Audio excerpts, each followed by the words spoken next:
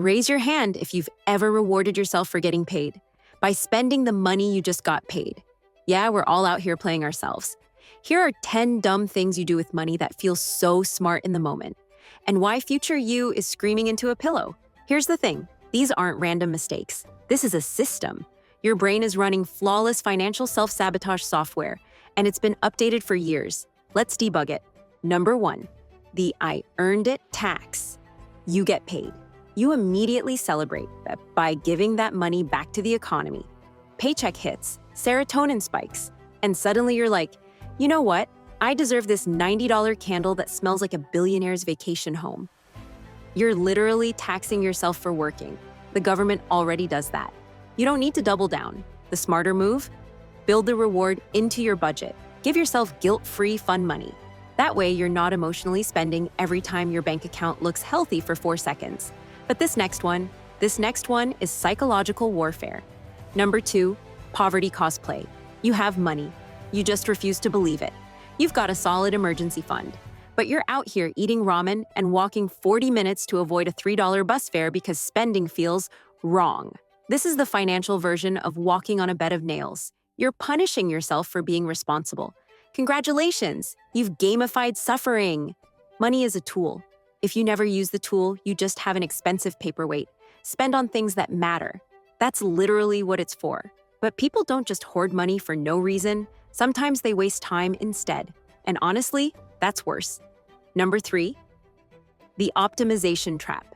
You'll spend 3 hours comparing grocery stores to save $4. While ignoring the $47 per month app subscription you forgot existed. I see you, clipping coupons, driving across town for cheaper gas, using a spreadsheet to track which brand of toilet paper has the best cost per square foot ratio. Meanwhile, you're paying for Hulu, Netflix, Disney+, HBO Max, Apple TV+, and Peacock. You're not optimizing. You're just busy. The fix? Audit the big stuff first. Subscriptions, rent, insurance, car payments. That's where the real money lives. Stop optimizing the $2 bananas. Speaking of subscriptions, oh, you're gonna hate this next one.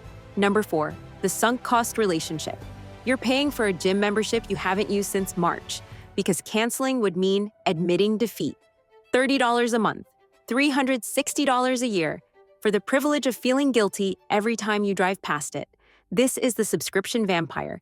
It's sucking your money while you sleep, and you won't stake it because you're emotionally attached to the idea of going. Here's the truth. The money's already gone. Keeping the subscription doesn't get it back. It just makes the bleeding worse. But wait, there's a version of this that's even more unhinged. Number 5, revenge spending. You've been so good with money, so disciplined, so responsible, and then one day you just snap. You buy everything. Clothes you don't need, gadgets you'll never use, a $200 investment in yourself.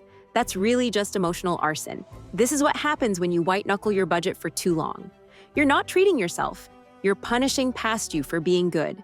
It's financial self-harm with Amazon Prime shipping. The fix? Build in small, regular rewards before you hit the breaking point.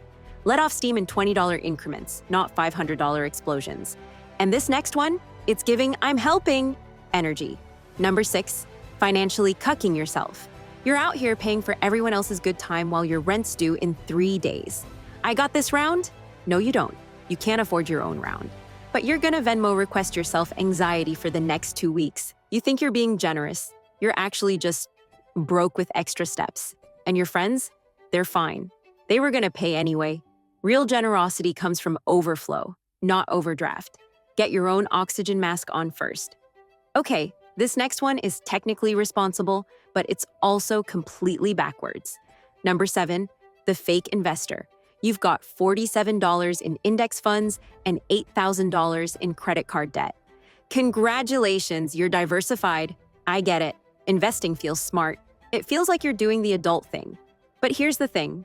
Your credit card interest is eating you alive at like 22% APR, while your portfolio might make 10% if you're lucky. You're fighting the interest goblins with a foam sword. Kill the high-interest debt first, then invest. You can't out-earn 22% interest on $47. But you know what? At least you're trying. Unlike this next person who's just playing themselves. Number 8, permission spending. You only buy things on sale. but you buy way more because it's 40% off. Let me ask you something. If it wasn't on sale, would you have bought it? Exactly. You're not saving money. You're spending money you wouldn't have spent and calling it a win because the receipt says you saved. Sales are designed to make you buy. The discount isn't a gift, it's bait. You're not outsmarting the system. The system is beating you with your own dopamine. And speaking of dopamine, this next one is a lifestyle. Number 9, the busy broke tax. You're too busy to meal prep, so you DoorDash everything. You're too busy to do laundry, so you buy new socks. You're too busy to comparison shop, so you just pay whatever. $18 for a burrito that costs $9 in the supermarket.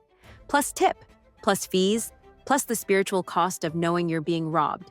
And then you're working more to afford the convenience, which makes you more busy, which makes you pay more for convenience. It's a perfect cycle of expensive suffering. The fix? Batch tasks, meal prep once a week, automate payments, build systems so you're not decision fatigued into bankruptcy. But this last one, this one's devastating. Number 10, financial peacocking. You're spending money to look like you have money while privately drowning. New car, new clothes, fancy dinners, all so people think you're winning. Meanwhile, you're one emergency away from a full meltdown. This is the most expensive magic trick ever. You're the magician and the audience, and the only thing disappearing is your net worth. Here's the secret nobody tells you. The people you're trying to impress, they're not paying attention. And the ones who are paying attention, they're doing the same thing. Real wealth is boring. It's paid off cars and boring index funds and not caring what your coworker thinks of your phone case. Look, none of this makes you stupid. These are designed traps. Your brain is wired for short-term reward. The entire economy is built to exploit that. But here's the thing. You can rewire it. You just need to see the game before you can stop playing it. You don't have to be perfect. You just have to be aware. Catch yourself mid, I earned it purchase. Question the sale. Cancel the subscription. Laugh at the peacocking. Because future you is watching. And future you is begging you to chill. All right, real talk. Which one of these have you done? Because I've done like 7, maybe 8. Okay, 9. I'm working on it. Drop a comment. Confess. Let's all feel bad together. And if this video made you laugh, cry into your budget spreadsheet, subscribe. I do this every week. And honestly, you need the intervention. I'm Melly. Stop playing yourself. I'll see you next time.